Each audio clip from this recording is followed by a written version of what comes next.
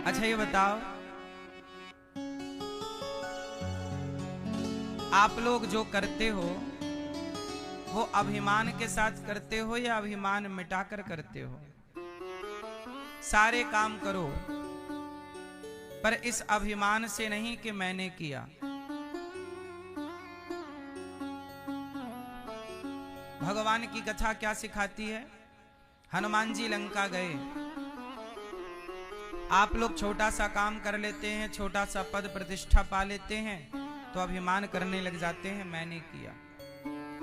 मैं ना करता तो ऐसे कैसे होता, मैंने किया।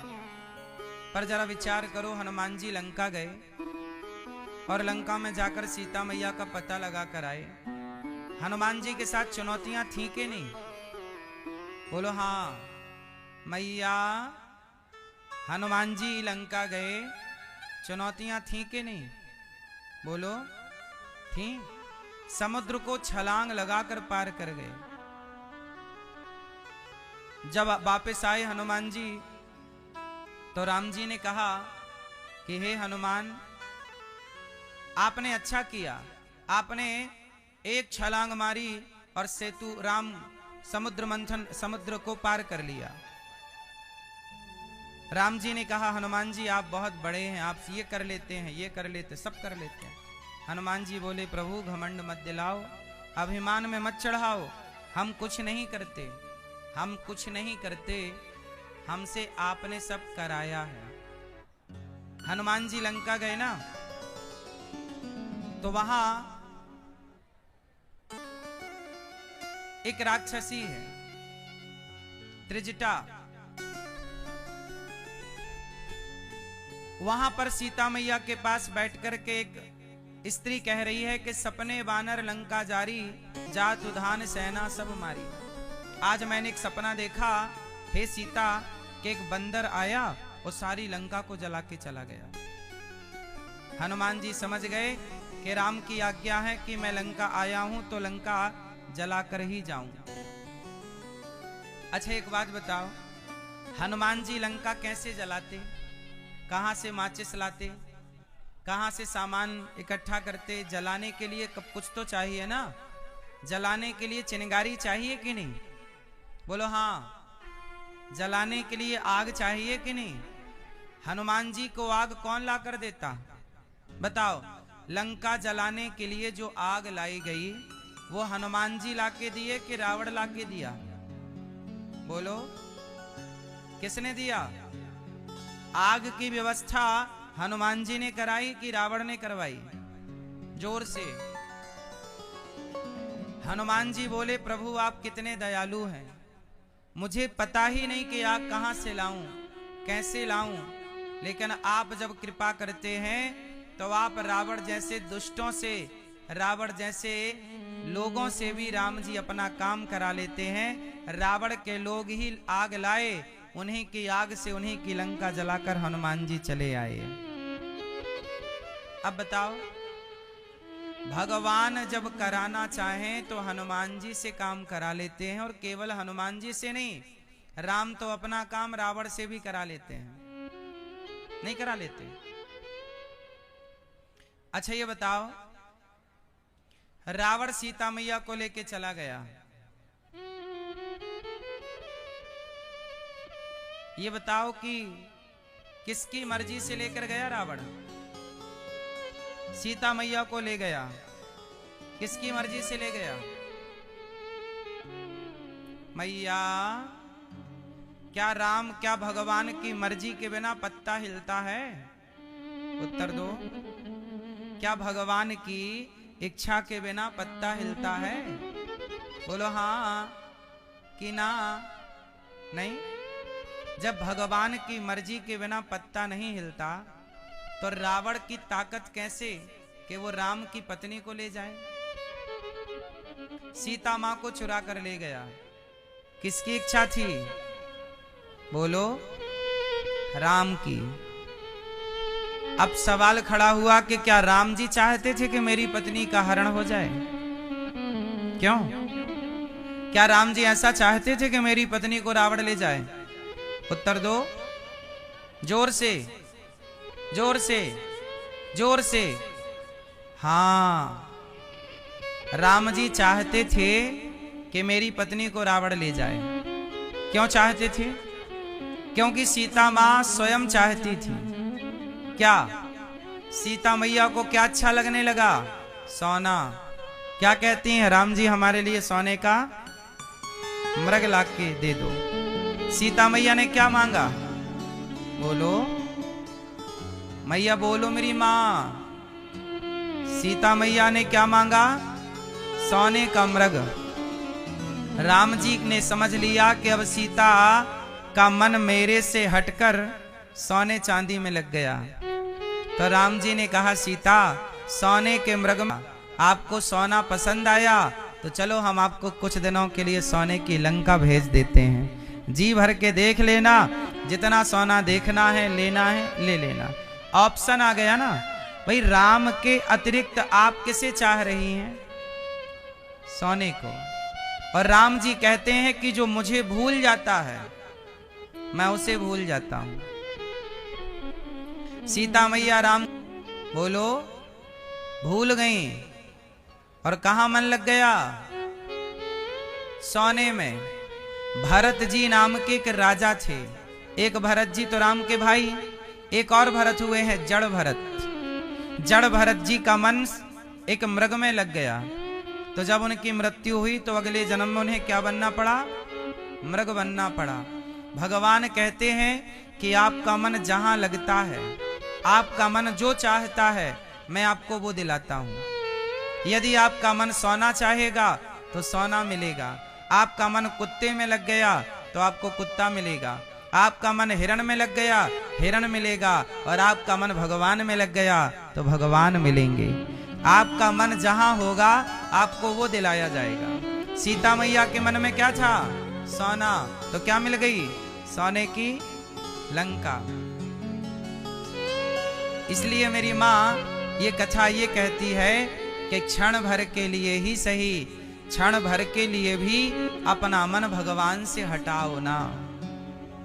हे नाथ, बोलो हे नाथ, मैं आपको कभी भूलूं नहीं, मैं आपको कभी ना भूलूं प्रभु, हर क्षण भगवान को चाहूं। अच्छा ये बताओ, हनुमान जी का मन लगा लंका में? लंका में तो कितना सोना था। हनुमान जी गए, क्या हनुमान जी का मन सोने की लंका में लगा? नहीं। हनुमान जी का मन कहाँ लगा? बोलो। हनुमान जी का मन लगा राम में तो हनुमान को राम मिल गए। सीता मैया का मन लगा सोने में तो सोने की लंका मिल गई। इसलिए आपसे मेरी विनती है कि आप जरा भी मन को भटकाओ ना। सोना चांदी बड़ी बात नहीं है। सीता मैया के मन में आया कि सोने का मृग मिल जाता। राम जी गए सोने का मृग लेने, तब तक रावण आया और सीता मैया को लेके चला गया। अच्छा ये बताओ, एक बार क्या हुआ, इंद्र का बेटा, क्या नाम था उसका? जयंत। क्या नाम था? क्यों? इंद्र के बेटे का नाम क्या था? क्या नाम था? जयंत। एक बार जयंत ने माता सीता के पांव में चोंच मार दी। पता है आपको ये बात? एक बार जयंत ने, इंद्र के बेटे ने माता सीता के पांव में क्या मार दी? चोंच। और चोंच मार के भागा। तो राम जी ने क्या किया? तिनके का धनुष उठाया, तिनके का धनुष बनाया, तिनके का बाण बनाया और तिनके का बाण छोड़ दिया। तो वो बाण ब्रह्मास्त्र बन गया और इंद्र का बेटा जयंत के पीछे दौड़ पड़ा। कौन? ब्रह्मास्त्र। जयंत भागा, हे ब्रह्मा जी बचाओ, हे भगवान शंकर बचाओ, हे पिताजी मतलब इंद्र बचाओ। सबसे पुकारा, सबसे गुहार लगाई, बचाओ बचाओ, पर जयंत को किसी ने नहीं बचाया। राम के बाण ने ऐसा जलाया जयंत को कि जिस लोक में जाता वो लोक जलने लगता, ब्रह्मा लोक जलने लगा। ब्रह्मा जी बोले जल्दी भाग, तूने राम से पंगा लिया है, इसलिए अब तुझे कोई बचा नहीं सकता। जरा विचार करो कि जयंत ने तो केवल सीता मैया के चरण में क्या किया, चोंच मारी। जयंत ने तो केवल जरा सी चोंच मारी तो राम ने एक बाण छोड़ दिया, और ऐसा बाण कि जिस बाण का कोई तोड़ शिव जी के पास नहीं था, ब्रह्मा जी के पास नहीं। तड़पने लगा, जयंत बोला मैं मर जाऊंगा। तब नारद जी मिल गए। नारद जी ने कहा जयंत क्या हुआ?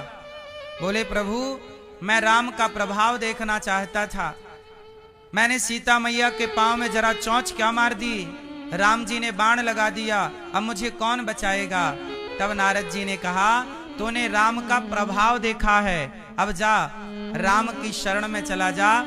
अपराध तूने सीता मैया का किया, जा सीता मैया की शरण में। अभी तक तूने राम का प्रभाव देखा है, जा शरण में। अब राम का स्वभाव देख करके आके राम का स्वभाव कैसा है। जब शरण में आया, सीता मैया के पांव में गिरा, मैया ने क्षमा कर दिया। राम जी से कहा प्रभु पुत्र है क्षमा कर दो। राम जी ने क्षमा कर दिया और अपने बाण को शांत कर लिया। अब मुझे आप लोग ये बताओ कि जयंत ने ज्यादा बड़ा अपराध किया कि रावण ने ज्यादा बड़ा अपराध किया? ज्यादा बड़ी गलती किसकी थी? जयंत ने तो केवल माता सीता के पांव में चोंच मारी, जबकि रावण तो पूरी की पूरी सीता को लेके चला गया। अब बताओ ज्यादा गलती किसकी थी? बड़ा अपराधी कौन, जयंत या रावण? जोर से, कौन बड़ा अपराधी? जोर से, कौन? सबसे बड़ा अपराधी तो रावण है। भाई जयंत ने तो केवल प्रहार किया चोंच में जरा सा पांव में, रावण तो सीता मैया को उठा के भाग गया ना। रावण का अपराध ज्यादा था, जयंत का अपराध छोटा था। लेकिन छोटे अपराधी जयंत को राम जी ने दंड दिया, बाण लगा दिया। लेकिन रावण के अपराध ज्यादा है। राम जी चाहते तो एक बाण रावण के पीछे लगा देते, और रावण के पीछे बाण जाता तो क्या रावण की कोई रक्षा कर पाता? तुरंत रावण सीता मैया को वापस कर जाता। राम जी चाहते तो रावण की क्या ताकत कि सीता मैया को लंका भी ले जा पाता। लेकिन राम जी ने रावण की तरफ बाण नहीं छोड़ा। किसकी तरफ बाण छोड़ा? जयंत की तरफ। क्यों? क्योंकि राम खुद चाहते हैं कि सीता मैया कुछ दिन रावण के यहां रहें। क्यों राम जी ऐसा क्यों चाहेंगे? मैंने आपको पहले ही बताया कि सीता मैया का मन राम से हटकर सोने में लग गया, इसलिए पहला कारण। दूसरा कारण नंबर दूसरा, रावण का नाश करना था। तो रावण का नाश करने का बहाना क्या था? रावण कोई गलती करेगा तब तो नाश करेंगे, आप कोई गलती ही ना करो तो कैसे नाश होगा? आप लोग गलतियां करते हो तब आपका पतन होता है। आप गलती ही ना करो। आप सारे लोग सुखी हैं, पर आप दुखी कब होते हैं? जब आप गलतियां करते हैं। क्यों? इस संसार में जब आप पैदा हुए तब आप सुखी थे कि दुखी थे? बोलो, बच्चा सुखी होता है कि दुखी? बोलो, संसार का हर बच्चा सुखी होता है? नहीं होता। मतलब ईश्वर ने तो आपको सुखी बना के भेजा है। यदि दुखी बनाकर भेजता तो हर बच्चा दुखी होता, पर बच्चा तो बेचारा खुश है, सोते सोते भी हंसता है बच्चा। नहीं, संसार में सबसे सुखी कौन? बच्चे। जो कपड़े पहने हैं तो भी अच्छा, और नहीं पहने तो नंगे ही खुश। क्यों? नंगे खेलते रहते हैं, उन्हें कोई मतलब नहीं कि हमने कपड़े पहन रखे हैं या नहीं पहन रखे। बस भगवान ने सबको सुखी बनाकर भेजा है, लेकिन आप यहां आकर गलतियां करते हैं। क्या गलतियां? रावण सुखी था लंका में, लेकिन रावण ने गलती कर ली।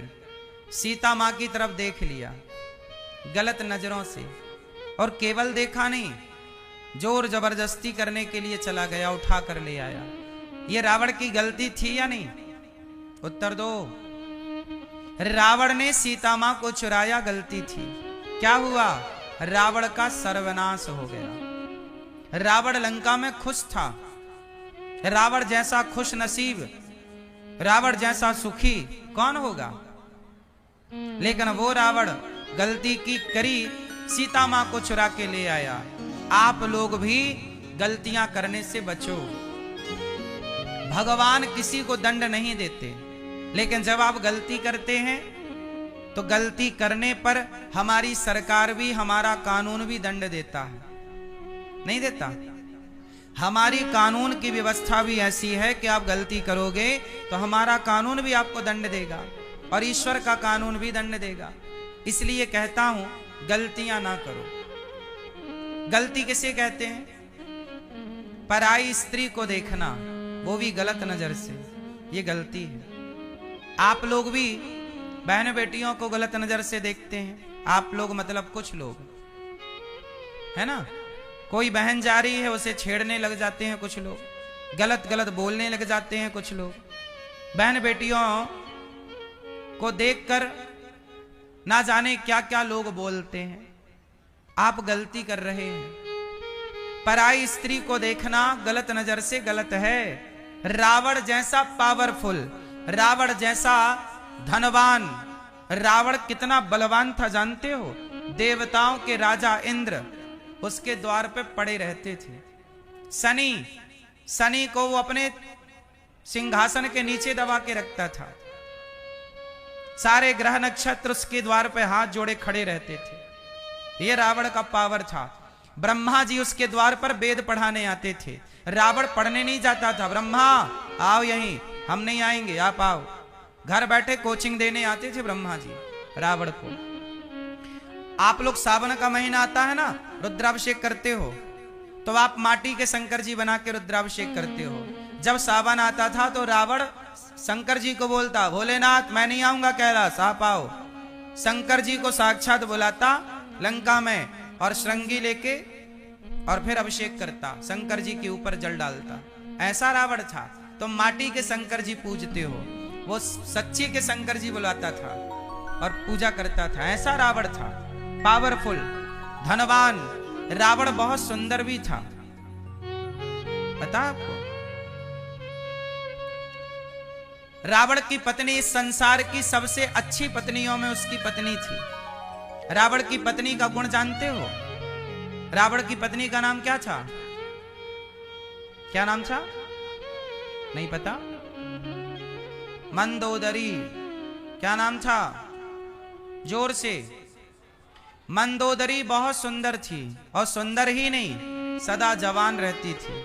मंदोदरी में ये गुण था कि वो कभी बूढ़ी नहीं होती थी। मंदोदरी हमेशा कुंवारी, जब चाहे अपने को कुंवारी कर लेती थी। पंच कन्याओं में एक कन्या थी मंदोदरी।